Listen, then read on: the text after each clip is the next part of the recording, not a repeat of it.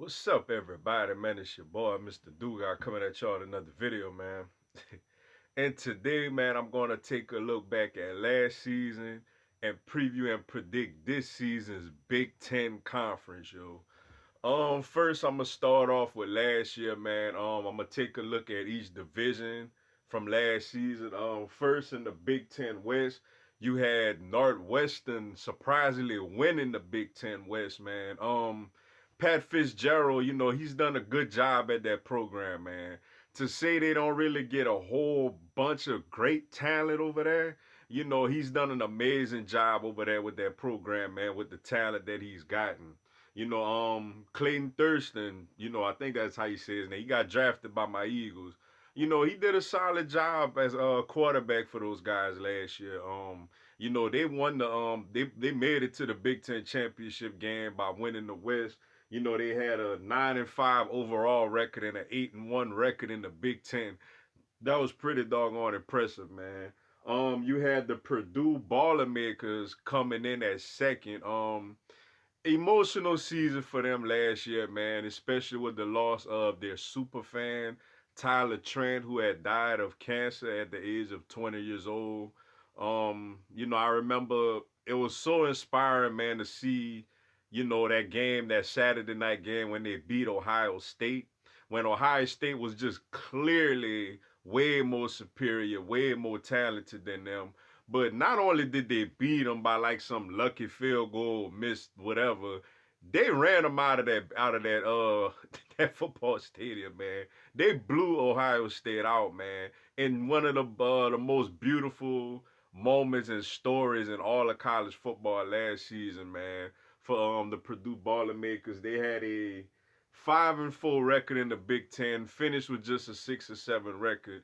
But nevertheless, man, that moment against Ohio State was memorable. And R.I.P. and thoughts and prayers. R.I.P. to Tyler Trent and thoughts and prayers with his family and loved ones. You had the Iowa Hawkeyes coming in third. They lost a lot of production at that tight end position, man. When you got two, not one, but two tight ends who got drafted in the first round, TJ Heckinson, I think he went to the Detroit Lions, and then you had Noah Fant who went to the Denver Broncos in the first round, man. Two tight ends that made it to the first round. That's almost unheard of, yo. But they finished last season, man, with a 5-4 conference Big Ten record, a 9-4 record overall, yo. Then you had the Wisconsin Badgers, man, who Wisconsin is one of those under the radar solid programs, man, especially when it comes to producing like offensive linemen and running backs. You got guys back in the day like Ron Dane. You got Melvin Gordon. Off my Eagles, Corey Clement. And they got a great one over there now. And offensive linemen, a bunch of really good offensive linemen come out of Wisconsin, man. And other players too, your Russell Wilsons, J.J. Watts, and all those guys, man. Really solid program over there at Wisconsin, man. They finished with a 8-5 overall record and 5-4 record in the Big Ten. After them, you had the Minnesota Golden Gophers, who they didn't have the greatest of seasons last year. They got PJ Fleck over there. Everybody know him from, being the head coach at Western Illinois a few years ago when he had all everything number 5 overall pick in the draft, Corey Davis. And they ain't really got it going too much over there yet, you know what I'm saying? As last year they had a 7-6 overall record, but just a 3-6 record in the Big Ten. After then, you had the Nebraska Cornhuskers, man, who had a very, kind of odd season. As they didn't do too great last season, man. Fix my, like, yeah, they didn't do too great last season. In Scott Frost's first year, they started to play a little better down the stretch, but obviously he ain't had the success in his first year like he had over there at UCF. As last year they finished with just a 4-8 record and 3-6 record in the Big Ten. And last place in the Big Ten West, man, you had Illinois fighting a lot, man. Lovie Smith, man, that's where Lovie Smith hiding at, y'all. That's where Lovie Smith over there hiding, man. Illinois, terrible season for them, obviously, man, as they just had a 4-8 overall record and 2-7 record in the Big Ten. Then you got the Big Ten East last season. The Big Ten East winners and Big Ten champs, of course, was the Ohio State Buckeyes, man, who just was a very, very talented team, man, led by first round draft pick quarterback Dwayne Haskins, who I think broke like all kind of Big Ten passing records last year at Ohio State, man. Um, like I mentioned, they had a real ugly loss to Purdue, which probably kept them from making into the college football playoff last year, as their team was just as talented as any team in the country. You know what I'm saying? And yeah, they went to the Big Ten. Obviously, they had a big come from behind role win at Penn State. They had the big time shellacking of Michigan, their rivals at home, basically to win the Big Ten Western Conference, Eastern Conference, excuse me. Then in the Big Ten championship game, man, they destroyed Northwestern, and then they destroyed Washington in the Rose Bowl, as they probably besides Clemson, the hottest finish to a season of any team in the country last year. Shout out to Ohio State, man. They just keep doing it and doing it and doing it big, yo. Then you had the Michigan Wolverines. Ohio State had a 13-1 overall record and 8-1 record in the Big Ten, by the way, also. Then you had the Michigan Wolverines, man, the fighting Jim Harbaughs. As they got Shea Patterson, who was a transfer from Ole Miss, Louisiana native. They was rolling right along after an early season loss to Michigan. They just was rolling right along, yo, until they went up to Columbus, Ohio, man, when they had supposedly the number one defense in the country, led by first round draft pick Devin Bush. Then Ohio State hung up 50 or 60 points on them. It was just a bad game, man. Michigan just looked like they ain't had no type of athletes to compete with Ohio State. Then they turn around, make it to a New Year's Six Bowl, and they played Florida in the Chick-fil-A Bowl, and the Gators absolutely ran them out of the arena, man. It's tough for a defense that not only had Devin Bush, but they also had Rashawn Gary on their defense also, who was also a first round draft pick. And yeah, Michigan finished with a 10-3 overall record and an 8-1 Big Ten record, as they had two very ugly losses to end the season after such a promising start. After them, you had the Penn State Nittany Lions, man. James Franklin, who's been, pretty solid over there since he been there. They had first they had Saquon Barkley, Mr. All Everything, and then they had Miles Sanders come in right behind him and do pretty good things for them as well. And they had a veteran quarterback, McShirley, who had a lot of experience over there at quarterback, played in a lot of big time games for them. They had a so-so season, man. Obviously didn't have the season that they wished they would have had, as they finished with a 9-4 overall record and a 6-3 record in the Big Ten. After them, you had the Michigan State Spartans. Mark D'Antoni's crew, man. Another real quiet season for them, man. Wasn't a lot of noise. This is a team that been kind of competing in the Big Ten the last few years, but last year was kind of a quiet season. As they finished with just a 7-6 overall record, 5-4 record in the Big Ten.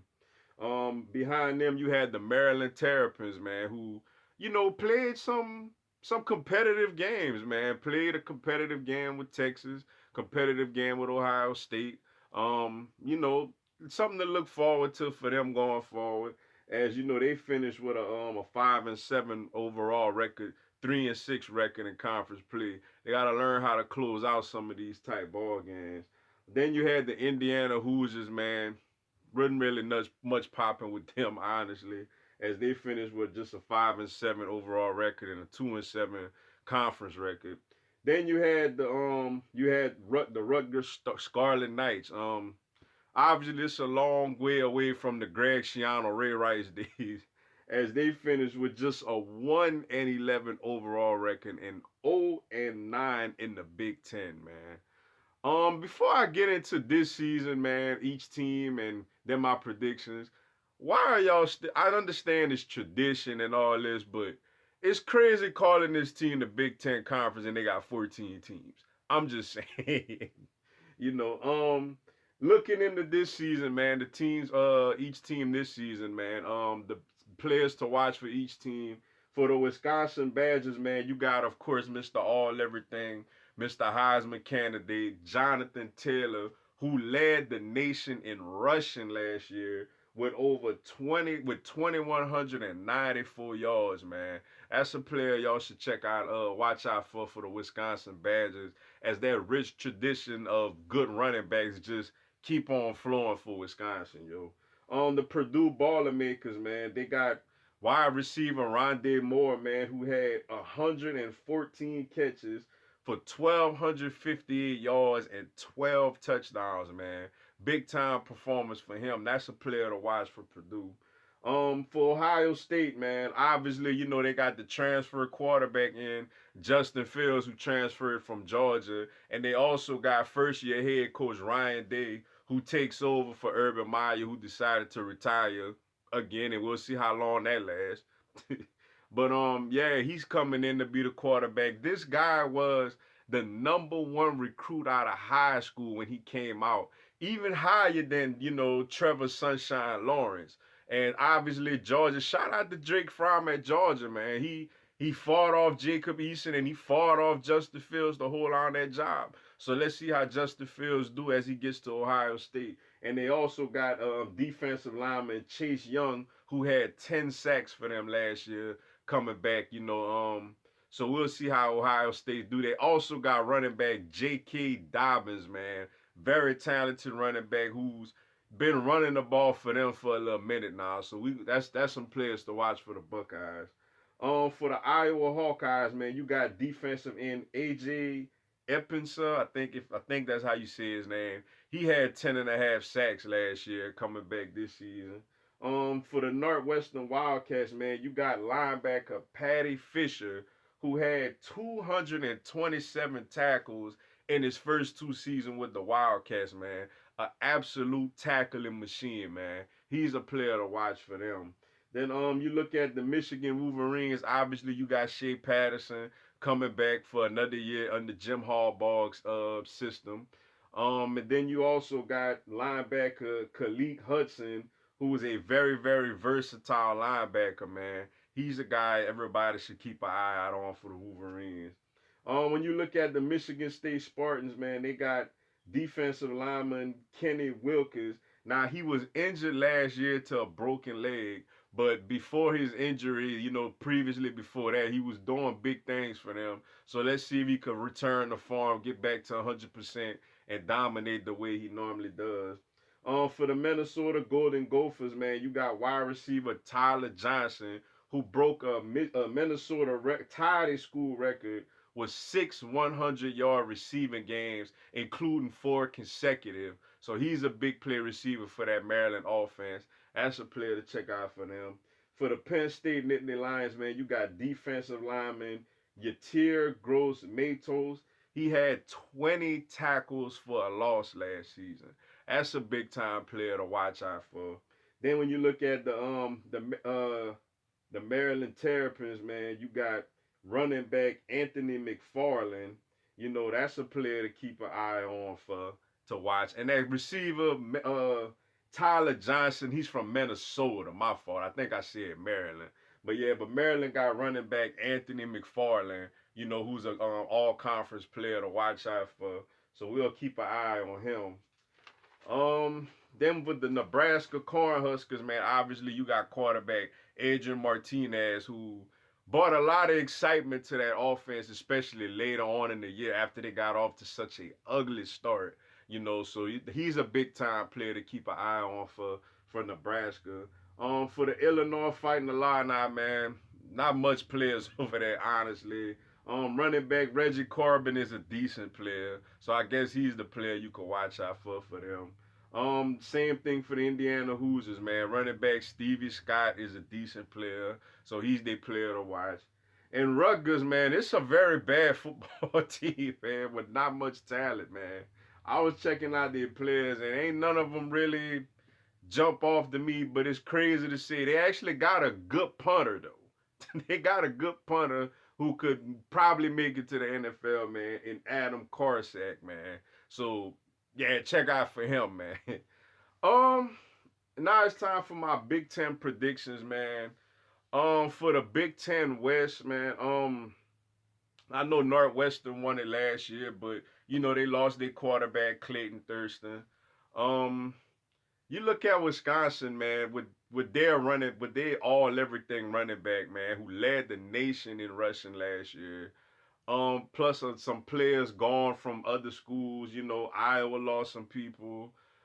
I think I'm gonna go with the Wisconsin Badgers, man, to win the Big Ten West and make it to the Big Ten championship.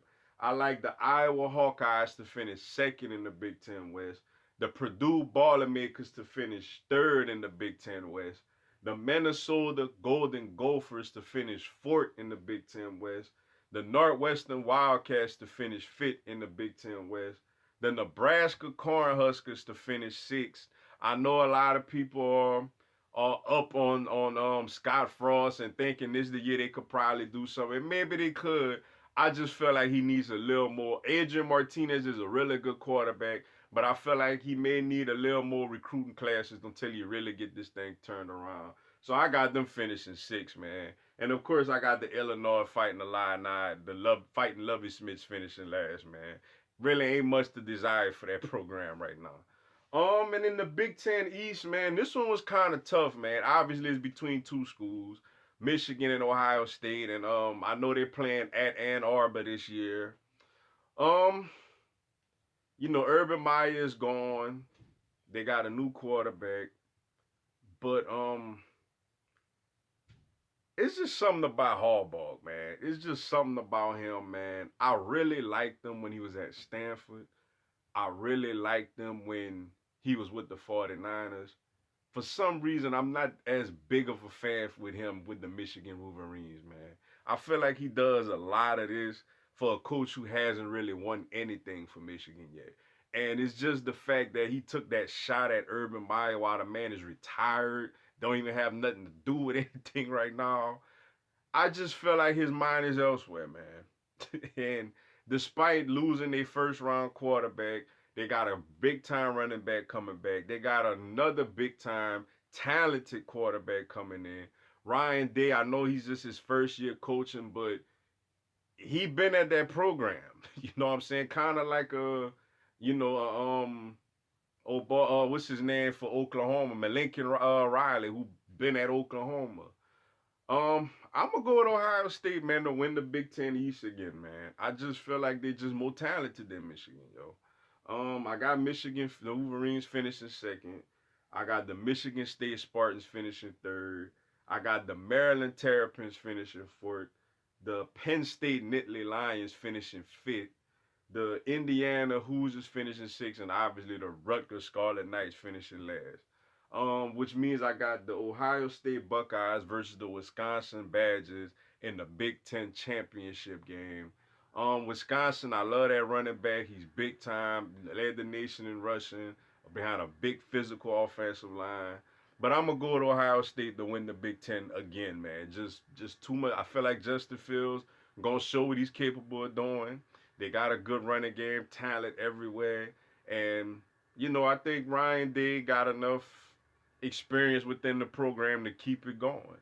So I got the Ohio State Buckeyes beating the Wisconsin Badgers in the Big Ten championship game this season, yo. But with that being said, man, that's all I got for y'all today. Appreciate y'all checking out the video. Go on, hit the like button and give me a subscribe. I'm gonna have NCAA football content throughout the year. And a quick reminder, on Tuesday I will do a live stream from 4 p.m. to 6 p.m. Central, yo. Y'all have a blessed one. Go Tigers. Good luck everybody in the Big Ten.